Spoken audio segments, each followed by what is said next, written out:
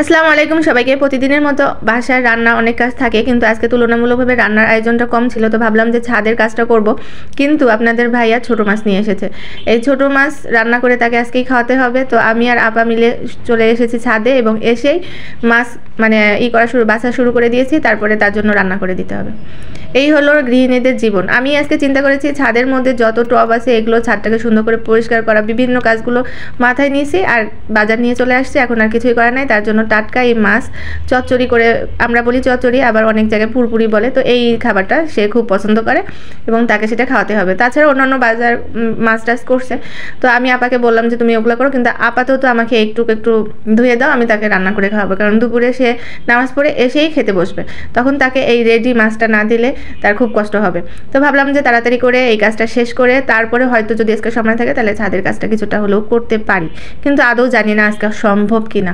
আর এইদিকে আমাদের একটু একটু করে ছাদ বাগানটা সৌন্দর্য বানানোর জন্য চেষ্টা চলছে, কিন্তু ওটা আপনাদের এখনই শেয়ার করব না। আপনাদের সাথে কার কার এরকম হয় যে আপনি একটা প্ল্যান করে রাখছেন, সেই প্ল্যানের জায়গায় এমন কিছু সারপ্রাইজ এসে আপনার হাজব্যান্ড দেবে যে সেই প্ল্যান মাফিক আপনি আর কিছুই করতে পারবেন না। মানে আজকে যা যা প্ল্যান ছিল, আমার রান্না ছিল না, অন্যান্য কাজ করার, সেই প্ল্যানটা একদম পুরোটাই আমি সারপ্রাইজড হয়ে গেছি এই মাছগুলো। তাও আবার এনেছে ছোটো ছোটো মাছ। গাছের মধ্যে মাশাআল্লাহ আবারও সিম এসেছে, কিন্তু এই সিমগুলোই মনে হয় আমাদের লাস্ট সিম হচ্ছে। এরপরে হয়তো বা গাছটা মরে যাবে, কারণ পাতাগুলো শুকিয়ে আসতেছে।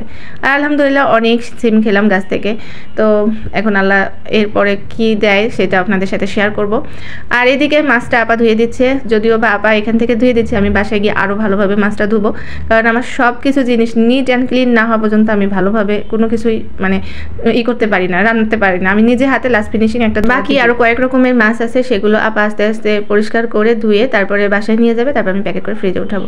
আর আমার জন্য অপেক্ষা করছো সাদা। আসো চলো বাসায় যে মাছ খাবো, আসো আসো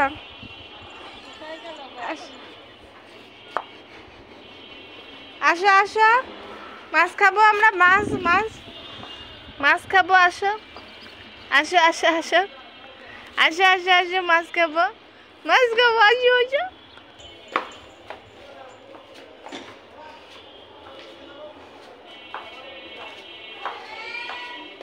চলো।